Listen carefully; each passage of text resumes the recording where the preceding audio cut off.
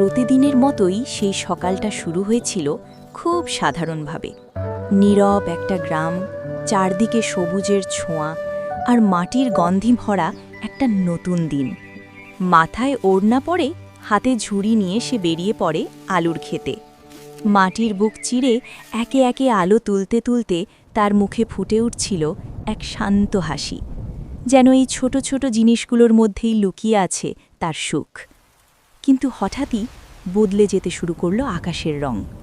ধীরে ধীরে জমতে লাগল কালো মেঘ, আর কিছু বুঝে ওঠার আগেই নেমে এলো ঝুম বৃষ্টি। হাতে থাকা ঝুড়িটা শক্ত করে ধরে সে ছুটতে শুরু করলো বাড়ির পথে।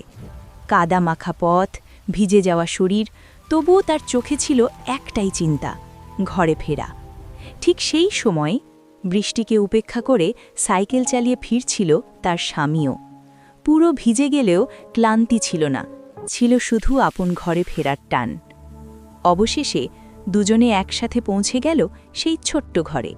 কোনো কথা হয়নি, শুধু একে অপরের দিকে তাকিয়ে একটা হাসি, যেখানে লুকিয়েছিল সব অনুভূতি। গোসল শেষে পরিষ্কার কাপড়ে দুজনে মিলে শুরু করল রান্না, সেই আলুগুলো দিয়ে যেগুলোতে মিশে আছে তাদের দিনের গল্প। শেষে দুজন মিলে বসে খেতে লাগল। বাইরে তখনও ঝরছে বৃষ্টি, আর ভেতরে এক প্লেট সাধারণ খাবারের মধ্যেই তারা খুঁজে পেল অসাধারণ সুখ। হয়তো সুখ আসলে খুব বড় কিছু না,